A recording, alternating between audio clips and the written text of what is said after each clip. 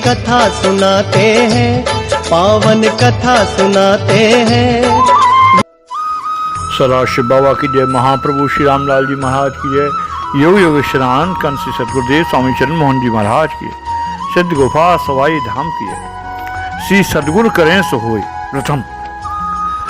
प्रथम अकारण दयालु श्री सदगुरुदेव भगवान की अहैत की कृपा से एवं उन्हीं और प्रेरक योगेश्वर द्वय द्वारा प्रेरित अपने लघु गुरु भ्रात सहारनपुर निवासी श्री अवनीश भटनागर जी द्वारा प्राप्त गुरु कृपा प्रसंग उन्हीं की भाषा में लिखकर समझने एवं समझाने का प्रयत्न यहाँ पर किया जा रहा है। परब्रह्म सदगुरु तत्व स्वयं मानव वेश में योग योगेश्वर महाप्रभु श्री रामलाल जी महाराज एवं योगराजन श्री स्वामी चरण मोहन जी महाराज के परम चमत्कारी साकार विग्रहों के रूप में इस तरह धाम पर अवतरित होना एवं अपने परम दिव्य अलौकिक क्रियाकलापों और शक्ति संचार के द्वारा जगत को निहाल एवं मालामाल कर दिया। उन्होंने वो सब कार्य खेल खेल में ऐसे कर दिखाए जो सृष्टि में अन्य के लिए सामर्थ्य से परे हैं। लुप्त प्राय सिद्ध योग को जगत में पुनर्स्थापित करने के साथ साथ जगत कल्याण के अंतर्गत असंभव से असंभव कार्य भी किए। उसमें से एक कार्य है मृतकों को जीवन दान देना। ऐसी ही अनेकों घटनाओं में से दो अलौकिक घटनाएं श्री सदगुरु कृपा की यहाँ पर प्रस्तुत कर रहे हैं, जिससे महाप्रभु श्री रामलाल जी महाराज की स्तुति का यह उक्ति बार बार स्मरण हो रही है, करता करे न कर सकें, श्री सदगुरु करें सो होय। श्रीमती शशि शर्मा हमारी गुरु बहन हैं। इनके पति BSF सीमा सुरक्षा बल में वह सदगुरुदेव श्री चरण मोहन जी महाराज से दीक्षित थे। इन्होंने महाप्रभु श्री रामलाल योग मंदिर RK पुरम सेक्टर 4 नई दिल्ली में विधिवत योग दीक्षा श्री गुरुदेव भगवान से प्राप्त की थी। फिर इनके पति का ट्रांसफर तबादला अन्य स्थान पर हो गया। श्री सदगुरुदेव जी के आशीर्वाद से पुत्र का जन्म हुआ। पुत्र का जन्म कैसे हुआ, यह परम आश्चर्य की बात है कि श्री सदगुरुदेव स्वामी चरण मोहन प्रभु जी ने किस प्रकार से मृतक बालक को पुनर्जीवित करके जीवन प्रदान किया। यह अति विलक्षण घटना है जो सिद्ध योग के सुयोग पाठकों के लिए प्रस्तुत है। बहन श्रीमती शशि शर्मा जी का प्रसव समय से काफी पहले यानी 6 मास में ही हो गया। प्रीमेच्योर बेबी पैदा हुआ। बच्चे के नाखून भी नहीं बने थे, सिर पर बाल एवं खाल की जगह एक पतली सी झिल्ली ही थी। ऐसे बच्चे को पैदा होते ही अस्पताल का सारा स्टाफ उसे बचाने में लग गया। उस समय नर्सरी की सुविधा बच्चों के लिए नहीं थी। काफी समय तक बच्चे को बचाने के प्रयास चलते रहे, परंतु बच्चे को बचाया नहीं जा सका। बच्चा रात में ही किसी समय मृत्यु को प्राप्त हो गया। नर्स ने मृतक बच्चा लाकर माता पिता को दे दिया। बच्चे के पिताजी ने मृतक शरीर को अखबार में लपेटकर पलंग के सिरहाने सुरक्षित स्थान पर रख दिया। अब रात में अंतिम संस्कार के लिए कहाँ जाएं? सुबह होने पर अंतिम संस्कार कर देंगे। जब यह बात बहन शशि शर्मा को पता चली कि बच्चा मर चुका है तो उनको बहुत दुख हुआ और वो अपने सदगुरु श्री चरण मोहन प्रभु जी के स्मरण करके आर्त भाव से प्रार्थना करने लगी कि हे गुरुदेव जी, आप तो सर्वशक्तिमान हैं। दुनिया में ऐसा कौन सा कार्य है जो आप नहीं कर सकते। आपने मुझे ऐसा बालक दिया और उसका जीवन ही नहीं रहा। बहन श्रीमती शशि शर्मा को रोते रोते कुछ नींद सी आ गई। उस समय बहन जी को सदगुरुदेव भगवान श्री चरण मोहन जी प्रभु जी भगवान के दर्शन हुए एवं ऐसा दिखाई दिया कि उन्होंने अर्थात श्री गुरुदेव जी ने बच्चे को जीवन दान दे दिया है। स्वप्न में दस्त चल ही रहा था कि इतने में ही ड्यूटी बदल जाने वाली दूसरी नर्स आई तो बहन जी के कमरे में गई तो उसकी नज़र अखबार के कागज में लिपटे बच्चे पर चली गई।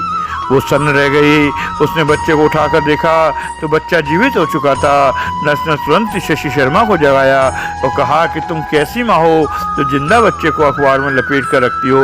बहन जी ने नर्स को बताया कि 6 माह का प्रीमेच्योर बेबी पैदा हुआ था, जिसे डॉक्टर साहब के बहुत प्रयास करने पर भी नहीं बचाया जा सका।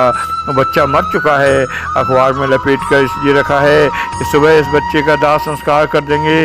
देखो तुम्हारा बेबी तो जिंदा हो गया है, तुम अंतिम संस्कार की बात कैसे करती हो। बच्चे के जिंदा होने की बात नर्स ने तत्काल ही जाकर डॉक्टर साहब को बतलाई। तो डॉक्टर ने बच्चे को तत्काल चेक किया। जो बच्चा मर गया था उसे जिंदा देखकर आश्चर्यचकित हो गई। डॉक्टर ने तत्काल इस बच्चे के लिए बलबाद लगाकर तापमान को उसके लायक बनाया और इलाज की सारी व्यवस्थाएं की गईं। कई महीने बच्चे को एक निश्चित तापमान पर कमरे में रखा गया और बच्चा ठीक होकर अपने घर आ गया। आज वो बालक लगभग 25 वर्ष का है और इस समय अच्छी खासी नौकरी में कार्यरत है। और श्रीमती शशि शर्मा जी, जो जिनके मात्र एक ही पुत्र है, हमारे गुरु भाई की पुत्री से उसका विवाह भी संस्कार भी हो चुका है। इतनी चमत्कारिक घटना घटने के बावजूद भी कुछ समय पश्चात यह दंपत्ति श्री सद्गुरुदेव जी को बिल्कुल भूल गए।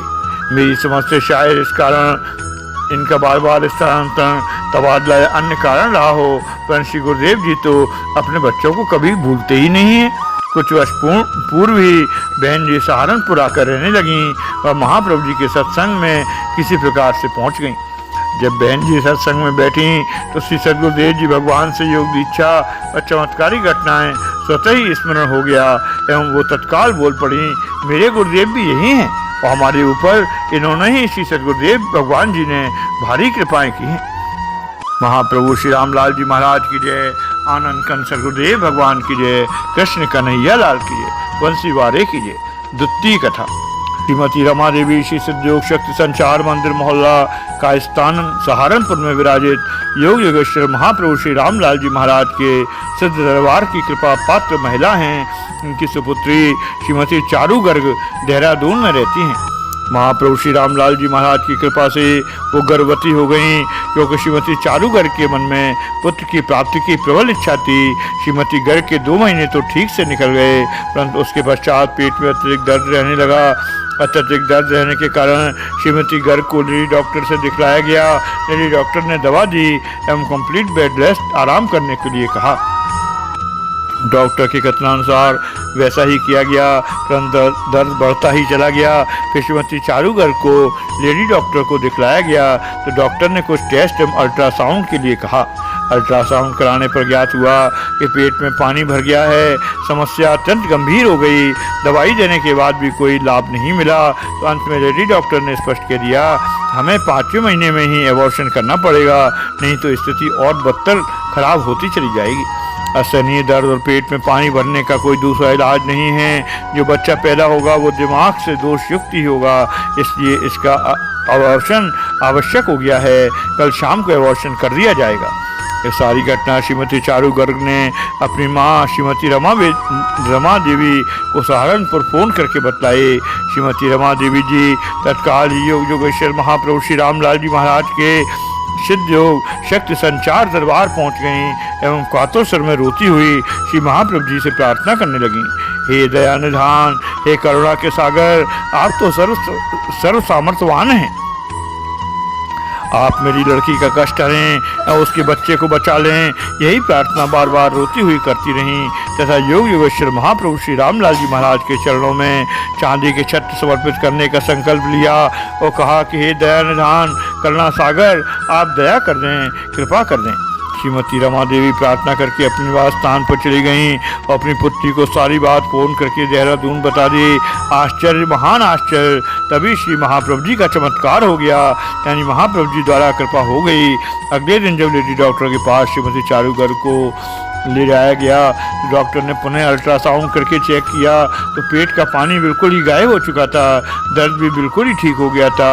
डॉक्टर से श्रीमती चारू गर्ग बोली, मैडम मुझे अब कोई कष्ट महसूस नहीं हो रहा है, क्या अबॉर्शन को रोका नहीं जा सकता? यही डॉक्टर बोली, मैं आश्चर्यचकित होकर यही तो देख रही हूँ कि तुम्हारी स्थिति इतनी खराब थी, अचानक एक दिन में ही तुम बिल्कुल ठीक कैसे हो गई? आखिरकार पेट का इतना पानी कहाँ चला गया? वह दर्द भी बिल्कुल ही ठीक हो गया। यह चमत्कार से कम नहीं है। अब तुम्हारे लिए एबॉर्शन कराने की कोई आवश्यकता ही नहीं है।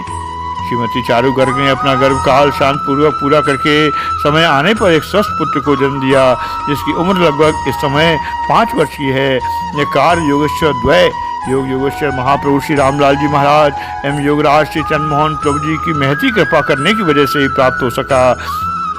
दयानिधान करुणा सागर श्री प्रभु जी की एक ही कृपा दृष्टि ने श्रीमती चारू गर्ग का सारा संकट क्षण मात्र में हर लिया। से परिपूर्ण सद्गुरुदेव ऐसे परिपूर्ण सदगुरुदेव जी की शरणागति पा लेने के बाद जबकि हमारा प्रत्येक छोटा से छोटा कार्य या बड़ा से बड़ा कार्य उनकी श्री महाप्रभु जी की महती कृपा से ही संभव होता है। कि दयालुता देखिए, वह हर किसी को मनोवांछित वस्तु प्रदान करते रहते हैं, देखने में कहीं मिलेगा ऐसा दातार, परंतु हम स्वार्थी मनुष्य जरा सी देर में सब भूल जाते हैं।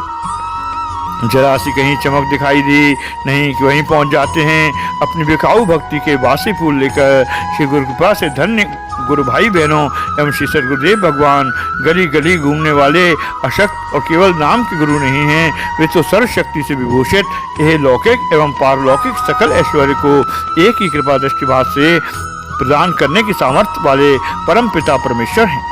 इनकी आज्ञा का पालन ही इनकी प्राप्ति की कुंजी है।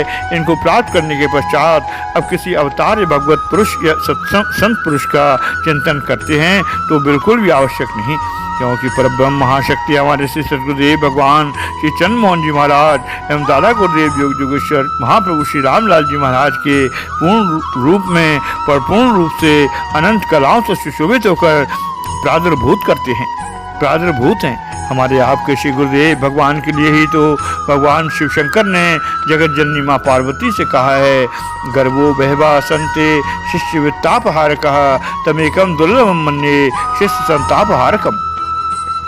सत्यम सत्यम पुनः सत्यम, सत्यम सत्यम पुनः सत्यम, धर्मशास्त्र मयोदितम, गुरु गीता समम नास्ति, नास्ति तत्वम गुरु परम।